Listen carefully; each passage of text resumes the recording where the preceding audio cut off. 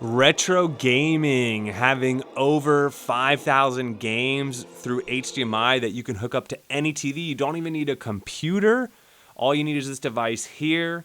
It's a 4K retro gaming stick with 2 PlayStation style controllers included for a super bargain price.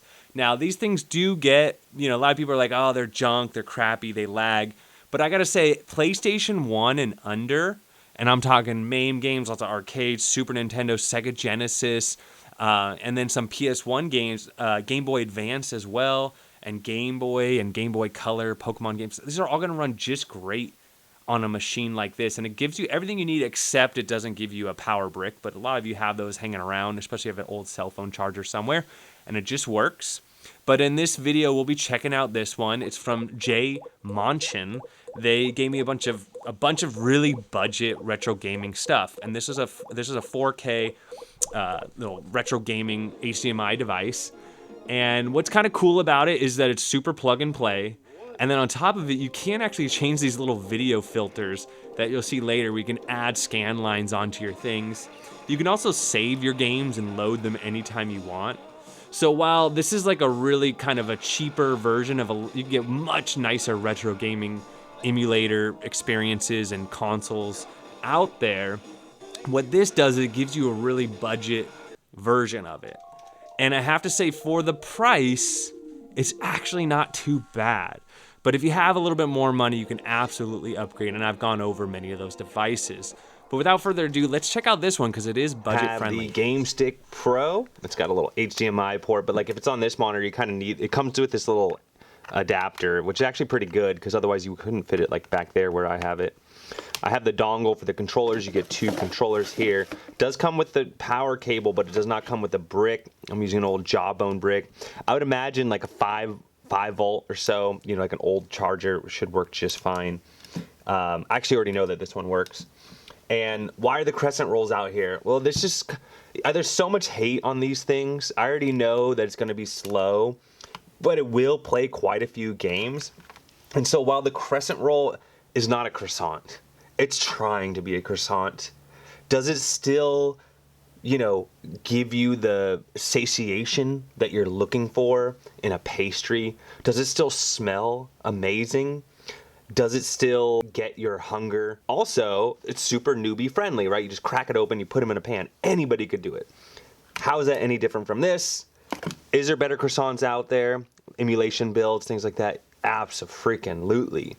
But for something that might give you diabetes and is delicious and air fryer ready, this could be a choice for you. Here is your front end. It starts with arcade classics. If you go inside, you can see you got 90 pages at 12 items per page. It's a lot of arcade games. You also have your Final Burn Alpha games. You got 16 pages of 12 each. You might have some duplicates between these two. You also have a MAME section. So between MAME, Final Burn Alpha, you're gonna see some overlap there. But a nice arcade set on this thing. That's pretty cool. Then you do have a family computer system, which These are your Nintendo games as well. So you're gonna have Japanese and English games just scattered throughout here. And so we're gonna look at the games in a second, but I just want to show the systems. Every single Game Boy Advance game ever made is gonna be on here. No problem, including American Idol. MAME, we'll go through those, but a ton of MAME games. Game Boy Color, you do have 129 pages, so everything in here, including Pokemon, although what you'll notice is some of the games are titled a little differently, like Pokemon might be under like Pocket Monster or something else like that, or like Dragons or something. We'll see in a second here. Game Boy, again, you're going to see a massive set of Game Boy games, 1,000 pages of Game Boy games, okay. That's a little intense. Sega Master System, also known as Mega Drive or Sega Genesis. You can see there it says MD at the top of your screen. You do have Contra Corps. See, it's called Contra Iron Corps. In America, we just call it Contra Corps, right? So it's just little slightly different names on there. They have Micro Machines. All the fun games are on there, including the Sonics.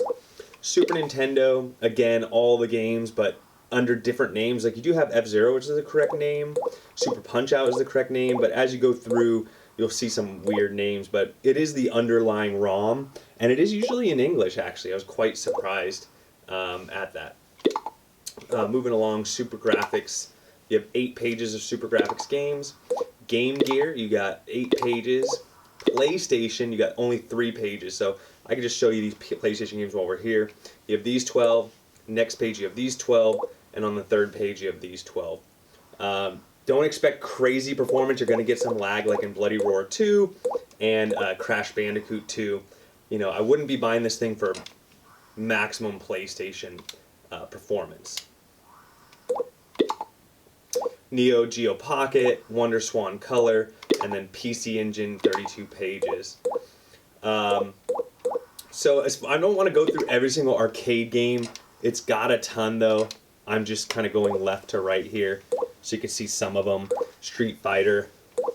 I'm not going to go through the arcade classic or the MAME set. It's just massive at 100 pages, but this gives you an idea. Alien vs Predator. So you do have CPS 1, 2, and 3 games. Contra, Double Dragon, RoboCop, Rock and Rage, Strikers of 1944, 1945, some shoot 'em ups, some vertical shooters, some horizontal shooters on there, and we've only scratched the surface here. It just goes on and on and on and on and on. Pac-Man, Galaga, all those classics are going to be on here as well. You're going to have, what, Donkey Kong. We should have the original Donkey Kong on here. Yep, there you go. So, I mean, it's got all the classic arcade games and then some of the newer ones. The Simpsons is on here. X-Men is on here. WrestleMania. It's got all the classics. So, pretty cool. Same thing with Final Burn Alpha. Nintendo, you're going to have your Marios on here. You're going to have, you know, Zelda, all that stuff. Even in Super Nintendo, you do have Zelda. Skip over to Super Nintendo. I was checking out Zelda earlier. See, here it says it's the wrong picture. It's saying A Link to the Past 4 Swords. I guess it is. That is one. I think that's a variant, though. It's just A Link to the Past, though, this ROM. And then Street Fighter 2 Turbo, great game. Great Super Nintendo selection here included. And then, like I said, with Sega Master System, you will find Sonic in here. And the Terminator and all that good stuff. As you move through, NBA Jam, Zombie Ate My Neighbors, it should all be on here. So there you have it. There should be a game list on the website if you want to see exactly the games that are included. But let's actually use this thing and play some games. All right, so let's play some games. First off, PlayStation 1. This is Mortal Kombat 2 for PlayStation 1. Although there was Mortal Kombat Trilogy on there as well. I probably should have played that one. But as you see here, it's running just fine. Runs well. Getting some Sub-Zero action here. And I was pleasantly surprised with it. There's a few, like Bloody Roar 2 might be the only PlayStation 1 game that I got a little bit of lag for. Metal Slug, you get a little bit of lag, but that's pretty common even on the Raspberry Pi. I've reviewed these devices before, but now that they're getting cheaper and cheaper, you will pay a little bit more to get these on Amazon, but if you get them on AliExpress, they're super cheap. And when they go on sale and things like that, it's just ridiculous. If you're on my channel and you see all these builds and stuff, I can imagine why you might want to skip on something like this. You can have way nicer things out there. You know, for an extra $50, $100, you can get something really quite performance heavy, going all the way up to Wii U. But, you know, for this, it's such a good budget. So I don't know if you noticed, but the saturation on the screen, if you fast forward between these games here, some of them are using the HD. They have like a little, these are basically different like skins on the screen. They have a scanline skin, and then they have like a, so this is on HD, and watch when I switch this here. So fast and smooth. It just basically kind of messes with the saturation and contrast a little bit. And then the scan lines totally lower the contrast a lot, and then they add the scan lines onto it. So depending on the kind of look you're looking for, it'll be a little different. But here you go. See how much darker it got there. But anyways, lag-wise, I mean, this is pretty, it's a little bit, like there's a slight, but I've noticed this on like the Raspberry Pi as well. So in these sub $50 devices, you're going to get that kind of stuff fairly regularly. But it's kind of cool that you can hit the middle button on your controller. These are these PlayStation-style controllers, which are really junky, but they do work. I mean, again, you kind of get what you pay for, but it's not like it's total trash either. So the controllers, you can just hit the middle button there, and you can save your state. You could change your HD modes, things like that. So my analogy earlier with the crescent roll really is just this could make a really great gift. It can make really good for a younger person who's just getting into it.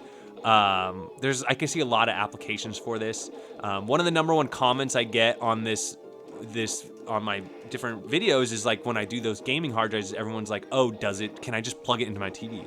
So this is something you can literally just plug into your TV. You do need that little power brick, but I imagine 90% of people have one lying around in their house somewhere. And so, like I said, it's a good budget-friendly option. I did see I was reading Reddit the other day, and people were saying something about how these are so trash, you should just go get a Raspberry Pi instead. It's such a better experience. And that's a really complicated question because a Raspberry Pi is still $35 if you get it without tax. You still need a micro SD card. You still need controllers. You still need an HDMI cable, and you need a power supply as well. And so when you add all those things up, you've totally left the realm that this thing is priced in at. Would the Raspberry Pi give you a lot more flexibility and a lot more expandability and just overall a better experience? Probably, yes. But you're going to pay for it. So, there's so many arguments like this, like buying a pre-built computer versus building it yourself. Different mini PCs having better perks in certain areas. So really, I just want to conclude with that for the price, if you're really only looking to play these games, it's not a bad option, okay? But if you got a little bit more cash, maybe go for something a little nicer. But anyways, that's what I think. Let me know what you all think, and I'm going to go eat these crescent rolls.